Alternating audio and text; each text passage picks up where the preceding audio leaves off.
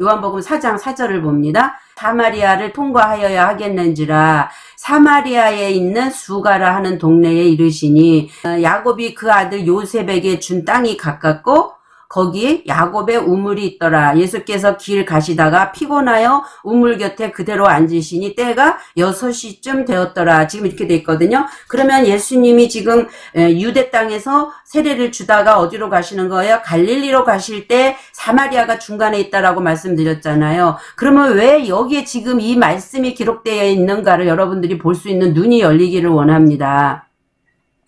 예. 자, 그러면 이 사마리아라는 뜻과 또 수가라는 말의 의미, 그 다음에 요셉에게 준 땅이 가깝다라고 얘기를 해요.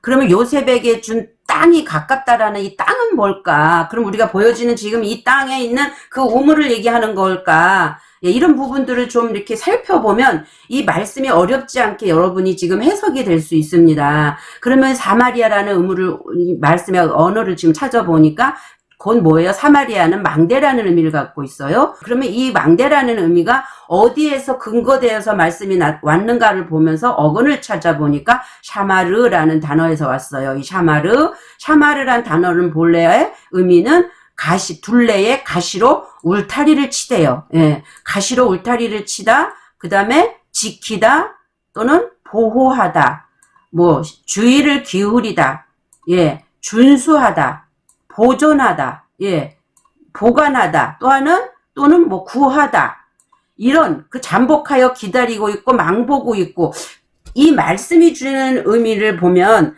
어때요? 뭔가 지키고 보호하고 울타리를 쳐서 하나님의 어떤 누군가에 의한 어떤 보호의 권세 아래 있다는 거잖아요.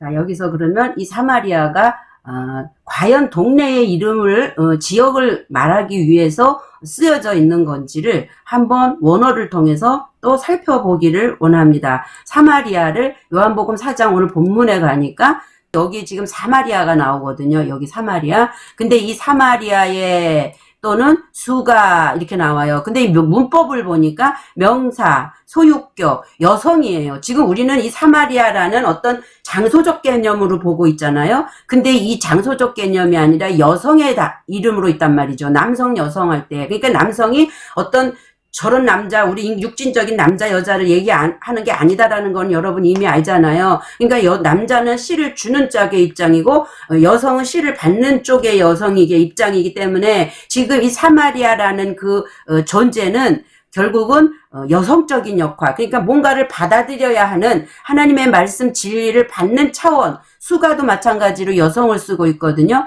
예, 그런 어떤 수가라는 사마리아에 있는 그 수가라는 동네의 그 위치적인 그 영적인 상태. 그래서 제가 늘 여러분들한테 말씀을 드리는 이유가 성경은 보여지는 어떤 물질 세계를 얘기한 게 아니라 어떻게 해요? 전부 다 우리의 영혼의 문제를 다루고 있다. 그러면 하나님, 남자와 여자의 개념도 지금 언뜻 생각이 나는데, 자, 보세요.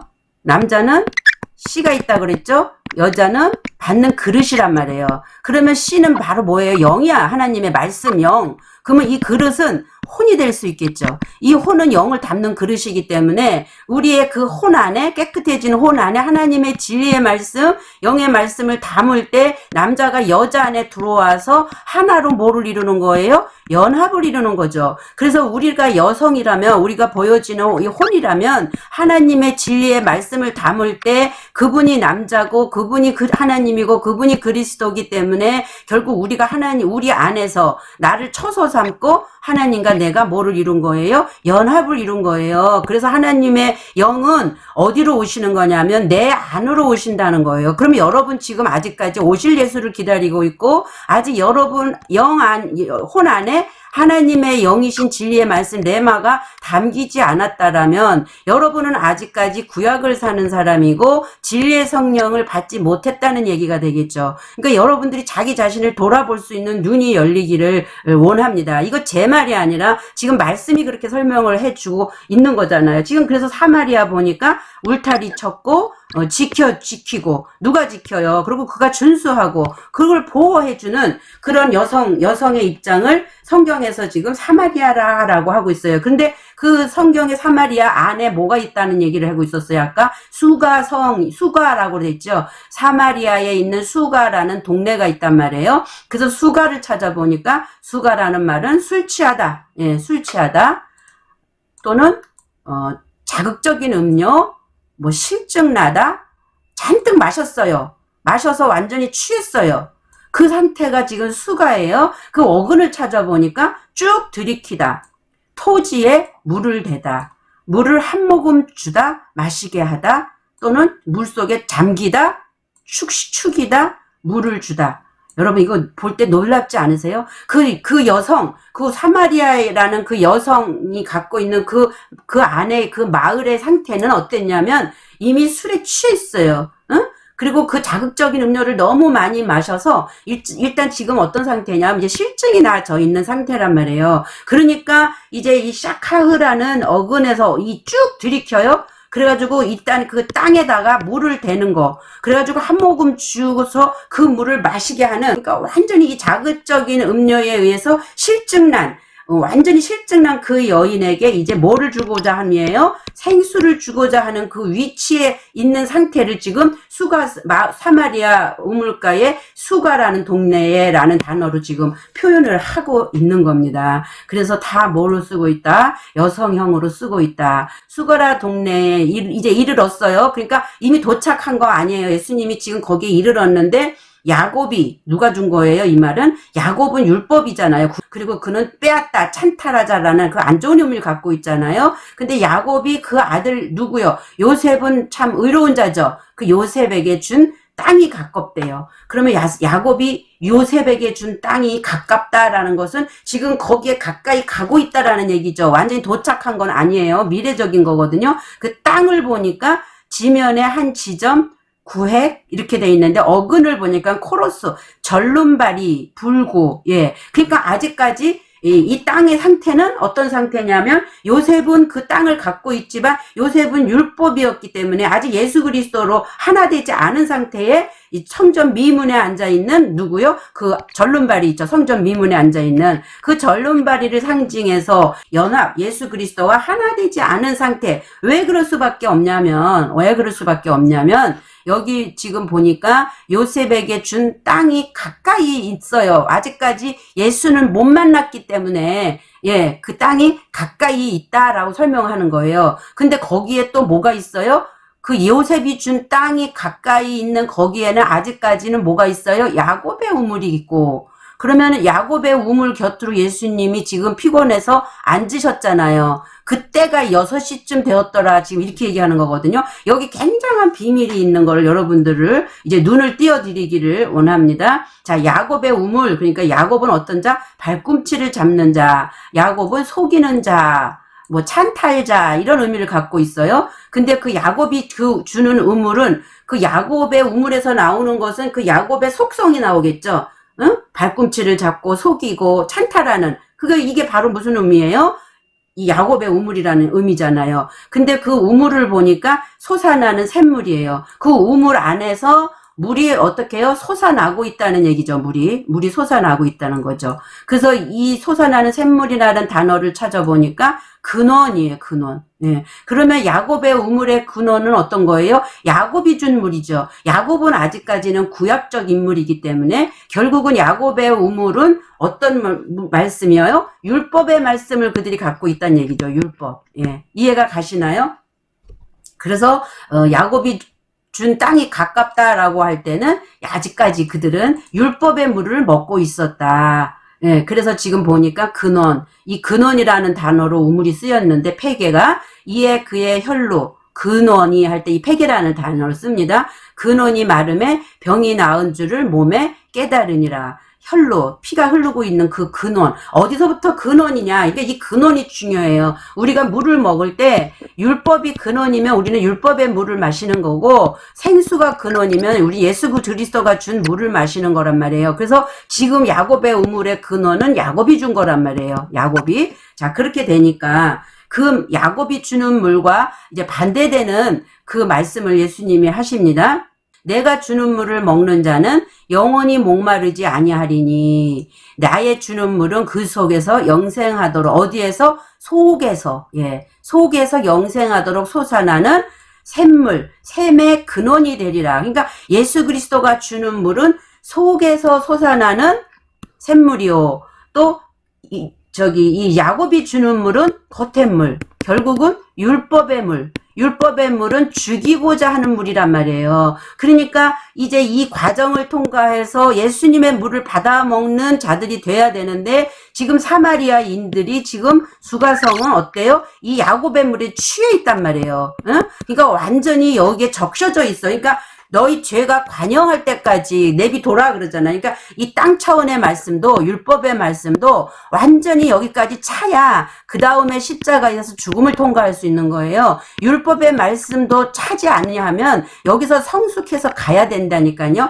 그래서 어느 순간에 이게 아니구나. 이제 내가 예수와 함께 십자가에 못 박혀서 이제 하늘로 내가 거듭나야 되겠다라고 이 존재가 되어질 때 갈라디아 2장 20절 사건이 여기서 일어나는 거고 내가 죄인의 괴수였소 하는 고백을 여기서 하는 거거든요. 그러니까 지금 수가성에 있는 여인들은 술이 취해버린 상태이기 때문에 지금 어디에 있는 상태다? 여기 꽉 차 있는 상태를 지금 설명하고 있는 거죠. 근데 예수님이 뭐라 그러냐면 그 야곱이 주는 우물 곁으로 가까이에 피곤하다 그래요. 그러니까 예수님이 지금 여행을 쭉 하다 보니까 유대 땅에서 갈릴리로 가다가 피곤해서 야곱의 우물에서 지금 쉬고 있는 걸로 지금 우리말은 그려져 있거든요. 이걸 그대로 보는 사람들은 지금 아직까지 무슨 시각이다? 구약적 시각에서 아직 벗어나지 못했다라고 볼 수 있는 거예요. 자, 근데 여기서 피곤하다라는 말은 그러면 과연 그 말이 그 말일까?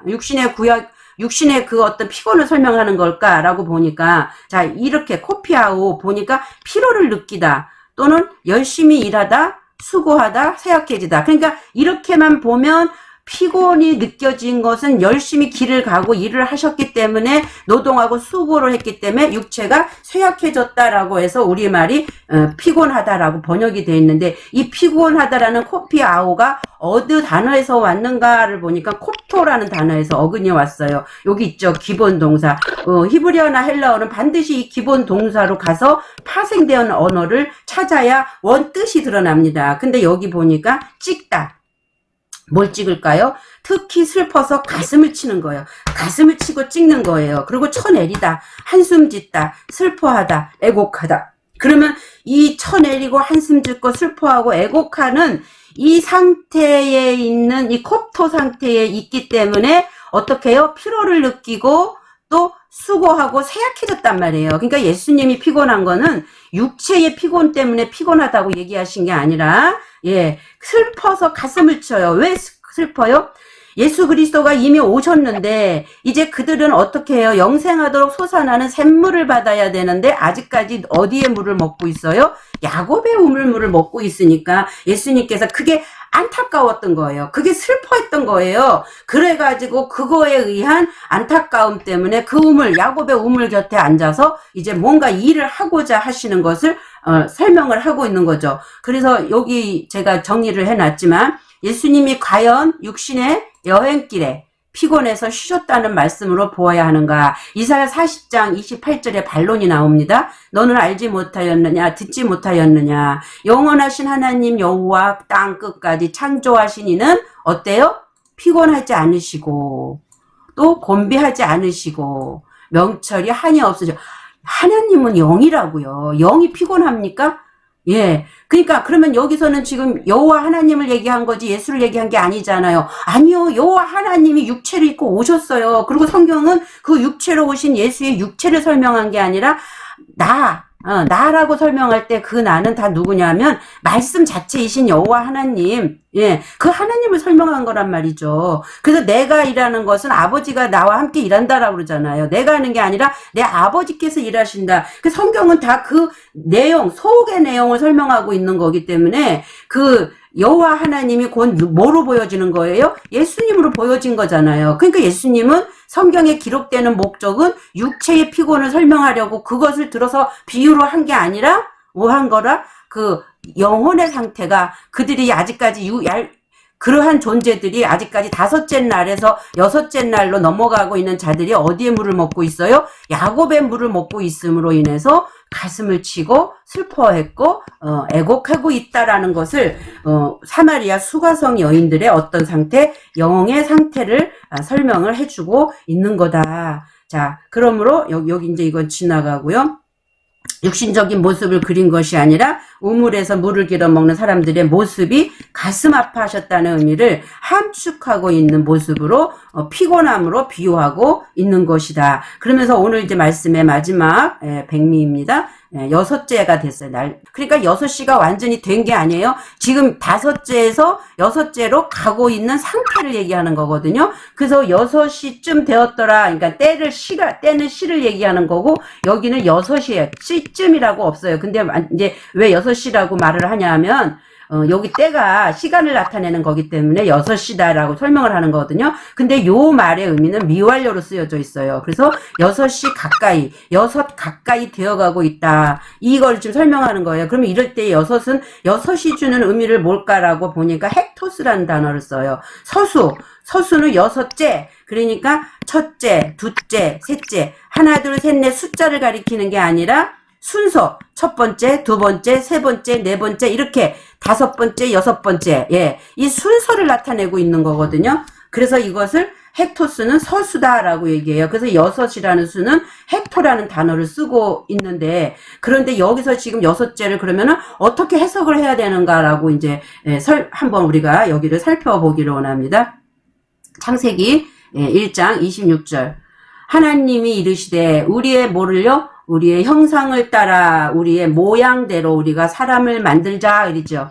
그러니까 하나님이 지금 말씀하시니까 여기 우리는 누구예요? 하나님이죠. 근데 여기서 지금 복수를 쓰셨어요. 하나님은 어떤 분이에요? 삼위일체 하나님이죠. 말씀과 하나님 아버지와 말씀과 성령 그러한 형상으로 우리의 모양대로 우리가 사람을 만들고, 그러면서 자기 형상 곧 하나님의 형상대로 사람을 창조하시되 남자와 여자를 창조하시고 짝할 레케바. 예, 그래서 여자는 담는 그릇이라면 남자는 씨란 말이에요. 담겨지는 영. 그래서 이게 영과 혼으로 창조를 하셨다.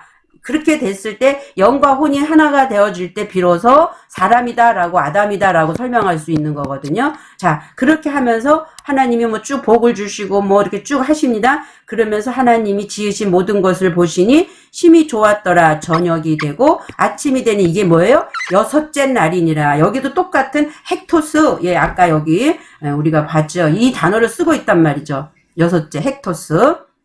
그래서 6째 날에는 하나님의 형상과 하나님의 모양대로 무엇이 만들어졌다? 사람이 만들어졌다라는 것에 여러분들이 초점을 주기를 원하고요. 그러니까 우물가의 여인이 다음 시간에 이제 나오겠지만 너가 남편 몇이 있어요? 남편 5이 있어. 그 지금 있는 남편도 네 남편 아니야? 그러는데 6시쯤 되었다라는 것은 이 여인이 지금 5째에서 6째를 향하고 가고 있다. 결국은 뭐예요? 그가 보호되고, 그가 준수하고, 그리고 세상적인 어떤 것에 완전히 취해서 더 이상 이게 쓸모없어진 거를 느껴서 물을 기르러 왔는데 결국은 그것이 어떤 샘솟는 생수가 아니라 아직까지는 생수가 없기 때문에 야곱의 우물에서 물을 기를 수밖에 없었던 그것이 안타까웠던 그 예수님의 마음을 6시쯤 되었더라라는 어떤 성숙의 과정을 이렇게 지금 오늘날 설명을 하고 있는 것입니다. 그래서 성경은 이렇게 다 영적인 의미로 여러분들이 봐야지,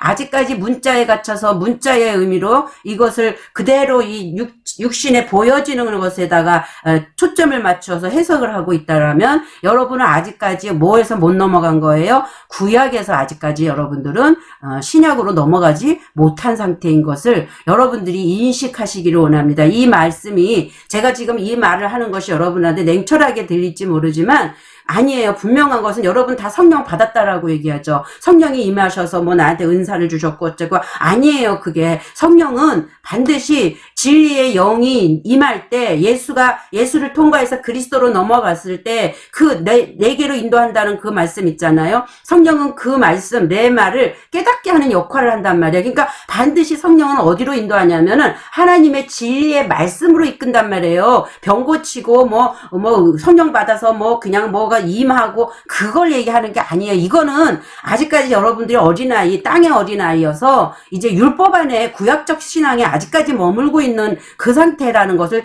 여러분 스스로 고백하는 거예요. 여러분이 지금 갖고 있는 그것이 이제 요단강을 건너가서 마음의 할례를 받으면, 겉의 할례가 아니라 속 마음의 할례를 받으면 길갈에서 여러분 안에 있던 것들이 굴러 떨어진단 말이에요. 그렇게 됐을 때 여리고성을 7바퀴 돌게 되면서 여러분 안에 그 단단했던 그 여리고성이 완전히 무너지게 되고, 그래서 이제 새 사람이 완전하게 되어질 때 비로소 거기서부터 성령이 이제 누구에게도 물을 것도 없고 배울 것도 없고 진리의 성령께서 너희에게 모든 것을 알게 하신다라는 그 요한 1서 5장 그 말씀이 여러분들한테 임한다라는 거죠. 그걸 여러분들이 지금 듣는 여러분들이 성령님께서 역사하셔서 귀가 열렸으면 참 저는 소원이 없겠어요. 제가 여러분들한테 뭘 다른 걸 원하는 게 아니에요. 내가 힘들게 정말 눈이 빠지라고 공부하고 성령 의지에서 알아진 어떤 것들을 나만 혼자 갖고 가게 하는 것은 악하다고 그러시니까, 이걸 듣는 여러분들이 한 명이 됐든 두 명이 됐든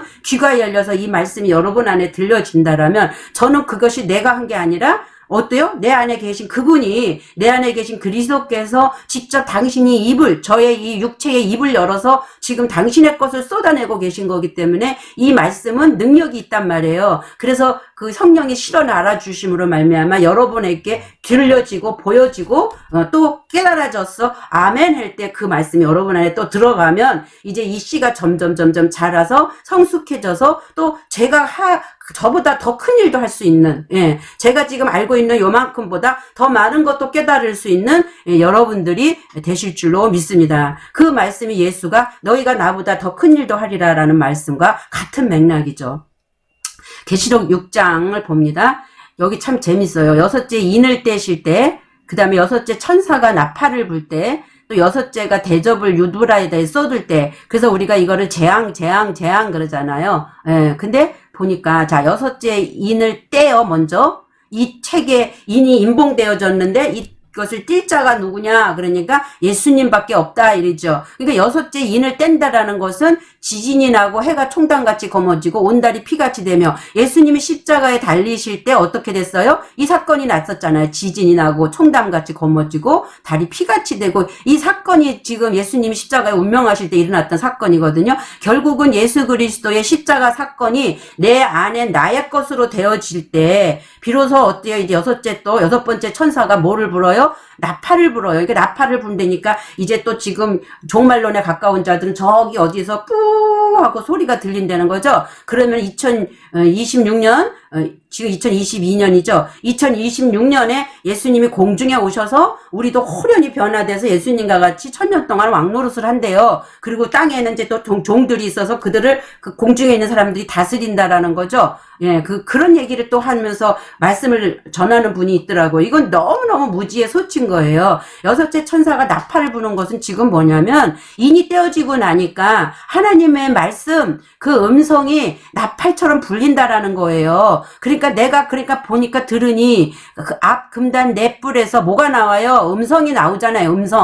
음성이 나서 나팔 가진 6째 천사에게 뭐해요? 말하기를 큰 강 유브라데에 결박한 네 천사를 놓아주라. 이제 지금 유브라데 강에 네 천사를 딱 결박하고 있는데, 그 천사가 이제 뭔가를 일을 할 수 있도록, 그 천사들이 뭘 할 수 있도록 이제 묶고 있었었는데 인이 떼어지고 나니까 이제 놓아준단 말이에요. 그리고 나서 또 여섯째가 이제 그렇게 되니까 이제 대접 재앙이 오죠. 이게 근데 재앙이 아니라 축복인 거죠. 6째가 그 대접을 강에다 쏟으니까 유브라데에 아까 결박한 내 천사를 놓아주라 그랬잖아요. 그러니까 유브라데에 쏟음에 이제 그 유브라데의 강물이 율법의 그 물들이 다 말라버려서 어디서부터 와요? 동방에서 뭐가 길이 예비돼요? 왕의 길, 예, 왕. 예. 너희는 다 뭐예요? 왕 같은 제사장이라며요. 그러니까 이제 비로소 여섯째 나팔이 부러지고, 그 다음에 그 대접, 하나님의 그 말씀의 그 대접이 땅에 쏟아지니까 율법의 물이 다 말라버리고, 이제 비로소 우리들 자신이 그 말씀을 받아들인 모든 자들이 왕이 되는 그 길들이 이제 예비가 되더라. 그래서 순서가 인을 떼고 나팔을 불고 대접을 받는, 재앙이 아니에요. 이거 축복이에요. 그렇게 되어질 때 비로소 여섯째가 주는 의미가, 오늘 이 과정을 사마리아 우물가 여인,